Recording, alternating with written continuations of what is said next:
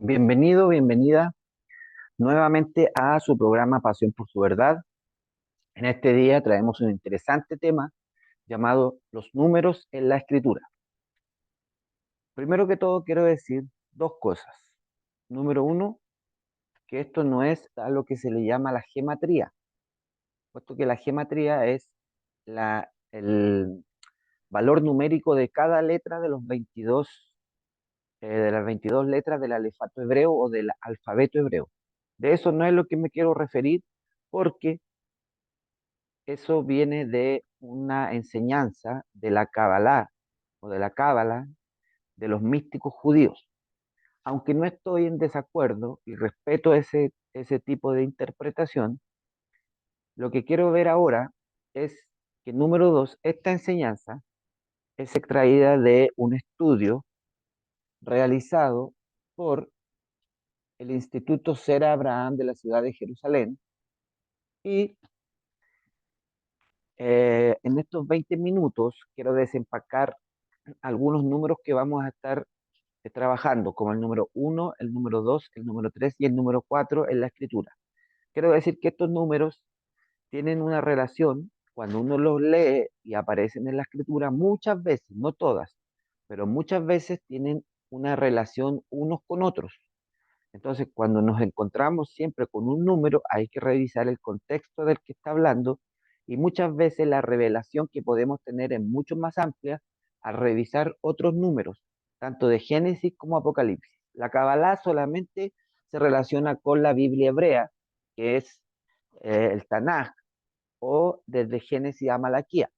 Esto que voy a enseñar y que, repito, lo estudié de el Instituto Sera Abraham con el doctor Baruch Korman, eh, tiene que ver específicamente con la relación que hay entre los números, no los números de las letras, sino los números que existen entre un relato y otro relato. Bueno, ahora que ya hice la introducción, quiero que veamos algunos números y quiero ver si en estos 20 minutos que tengo puedo empacar los cuatro números, pero si no, vamos a hacer una segunda parte. Y primero necesito que pongamos y nos centremos en el número uno de la revelación. Tomen sus Biblias y vamos a ir a algunos ejemplos que nos hablan del número uno. El número uno está relacionado con una unidad compuesta y se relaciona con Dios o con el Eterno.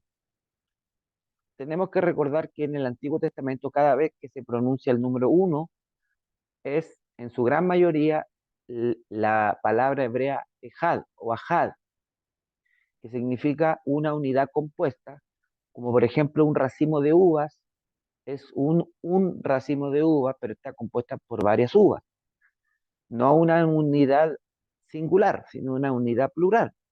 Ahora, vamos rápidamente a ejemplos en la escritura.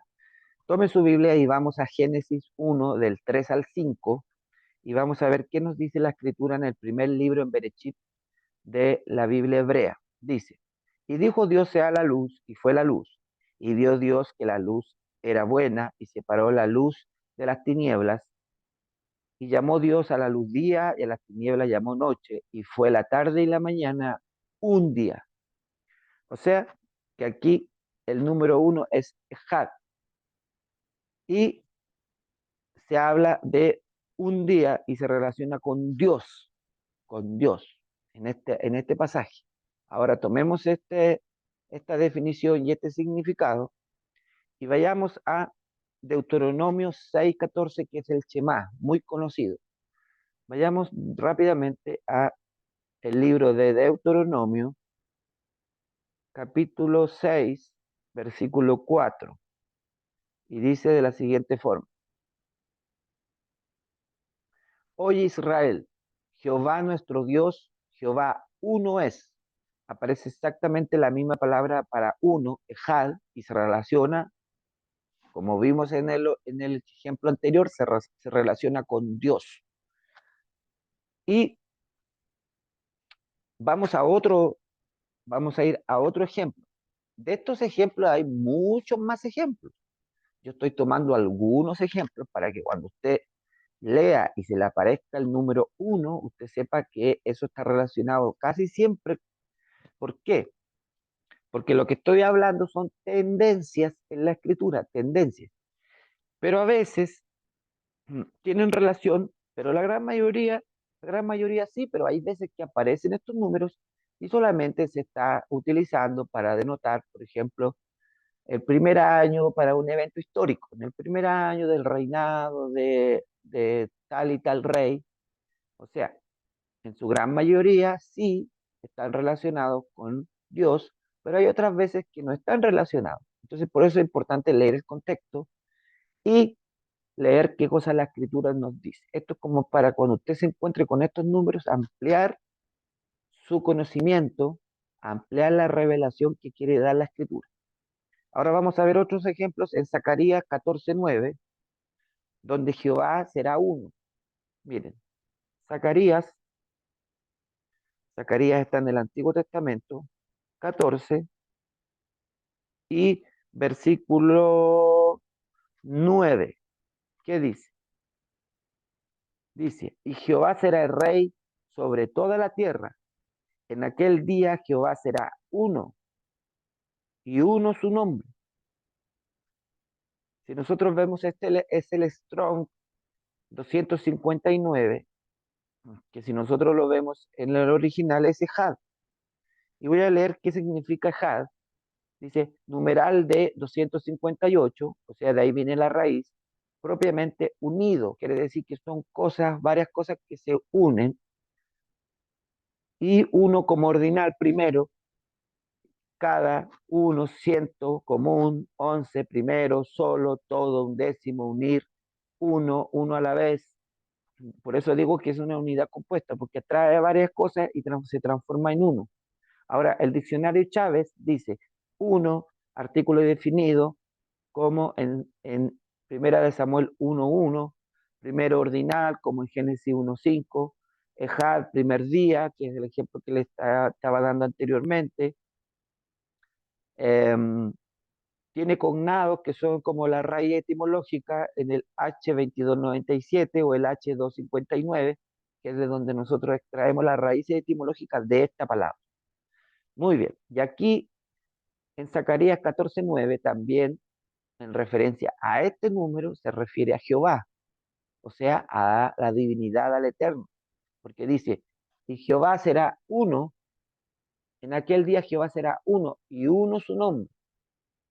O sea, que está hablando acerca y si está, esta palabra se está relacionando con Dios. Muy bien. Ahora rápidamente, para que tengo 12 minutos con 55 y quiero ir rápidamente al número 2, a ver si lo podemos desempacar. Ahora, el simbolismo desconocido del número 2, esta palabra es Chenayim, que significa ambos, doble, tiene dos definiciones, unidad y algo doble. Vamos a los ejemplos rápidamente del número 2. Por ejemplo, Amós 3:3. Amós 3:3. Dice de la siguiente forma. Amós 3:3. Dice, andarán dos juntos, andarán dos juntos si no estuvieren de acuerdo. Esto quiere hablar de dos opiniones diferentes. Andarán dos juntos si no estuvieran de acuerdo, quiere decir que sus dos opiniones están en un mismo sentir, en un mismo significado, en un mismo objetivo, porque aquí está haciendo una pregunta y la respuesta lógica es no, porque nadie va a andar junto con otros si no tienen los mismos intereses. Por lo tanto, aquí no se está hablando de una unidad, pero de dos cosas que al final llevan a una unidad, que no es lo mismo que la unidad compuesta que habla acerca exclusivamente del eterno, de Dios, de Yahvé, de Jehová, que es la divinidad. Ahora vamos a el otro ejemplo. Tengo que decir que en el Nuevo Testamento, esto que estoy diciendo aplica al Antiguo Testamento, pero en el Nuevo Testamento se nos habla de que Esa número 2 siempre habla de dos opiniones que conllevan a uno. Ahora, en el Nuevo Testamento habla de dos opiniones que son divergentes la una de la otra, o sea, que están contrapuestas. ¿Cómo podemos esto lo podemos corroborar? Por ejemplo, voy a dar algunos ejemplos, pero obviamente hay más ejemplos. Mateo 24, 40 y 41. ¿Qué nos dice? En el Nuevo Testamento. Mateo 24, del 40 al 41. Del 40 y 41. Dice de la siguiente forma. Entonces estarán dos en el campo. El uno será tomado y el otro será dejado. Esto está hablando con un término de salvación, ¿verdad? De salvación. Y quiere decir que aquí hay dos opiniones que se contraponen. ¿Por qué? Porque uno de esos dos, uno eligió el camino del Evangelio y el otro no lo eligió. Por lo tanto, hay dos opiniones diferentes. Ahora, en el 41 utiliza el mismo ejemplo, en el versículo 41 de Mateo 24, que dice, dos mujeres, ahora cambió la figura, ya no son hombres, sino que son dos mujeres, estarán moliendo en un molino, la una será tomada, la otra será dejada. Misma, misma construcción, misma enseñanza y la misma verdad que estoy diciendo que en el Nuevo Testamento el número 2 casi siempre se relaciona con dos opiniones diferentes. Ahora, Lucas 23, del 39 al 43, que aquí habla de la crucifixión de Jesús. Mire, Lucas 23, Lucas 23, del 39 al 43, dice así. Y uno de los malhechores que estaba colgado, ¿a quién? A Jesús. Recordemos que estaba Jesús y habían dos ladrones a cada lado. Entonces dice, y uno de los malhechores que estaban colgados le injuriaba, diciendo, si tú eres el Cristo, sálvate a ti mismo y a nosotros. Versículo 40. Respondiendo el otro, le reprendió diciendo, ¿ni aún temes tú a Dios estando en la misma condenación? Nosotros a la verdad justamente padecemos, porque recibimos lo que merecieron nuestros hechos, mas este ningún mal hizo. Y dijo Jesús, y dijo a Jesús, acuérdate de mí cuando vengas en tu reino. Entonces Jesús le dijo, de cierto te digo, que hoy estarás conmigo en el paraíso. Primera cosa, aquí tenemos dos opiniones diferentes de los ladrones. Uno injuriando a Jesús y no creyendo en su mensaje, y el otro creyendo en su mensaje, y en vez de injuriarlo le dijo, acuérdate de mí cuando vengas en tu reino. Y Jesús le dijo, hoy estarán conmigo en el paraíso. Algunos dicen, pero ¿cómo? Si Jesús todavía no iba al cielo. Sí, está hablando del paraíso que Jesús explicó en Lucas, que está en el centro de la tierra, había dos lugares, el Gehinón, el Hades o el infierno, y el otro lugar que era el paraíso o seno de Abraham. A eso se refería Jesús. Entonces aquí vemos que hay dos opiniones diferentes. Y siempre que nos encontremos con el número 2 se van a dar cuenta de que va a estar hablando de dos opiniones diferentes. Ahora, otro ejemplo para ir desempacando esto, porque me quedan 7 minutos. Dice, en Mateo 6, 24, Mateo 6, 24 habla de los dos señores.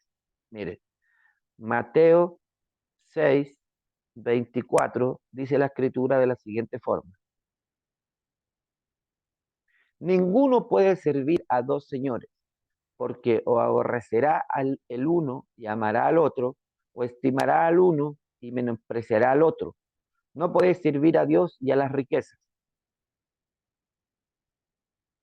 O sea, está hablando de dos personas que sirven a dos señores y por ende está diciendo de que al servir a estos dos señores, uno está sirviendo a Dios y el otro está atado a otro señor que Jesús está diciendo que son las riquezas. Por lo tanto, aquí dice, ninguno puede servir a dos señores, dos, porque o aborrecerá al uno y amará al otro, o estimará al uno y menospreciará al otro. Y esta es la parte importante. No podéis servir a Dios y a la riqueza. Quiere decir que aquí hay dos opiniones de dos hombres diferentes. Uno que sirve a Dios y otro que sirve a la riqueza y están contrapuestos. Ahora, para ir terminando con el número 2, porque creo que hoy día solamente vamos a tener que llegar hasta el número 2, y en el próximo capítulo de esta miniserie vamos a desempacar lo que es el número 3 y el número 4. Vamos a hacer el último ejemplo que está en Marcos 14:1. En Marcos 14:1 dice la siguiente parte de la escritura. Marcos 14:1 dice así: 2 días después era la Pascua y la fiesta de los panes sin levadura, y buscaban los principales sacerdotes y los escribas cómo prenderle por engaño y matarle.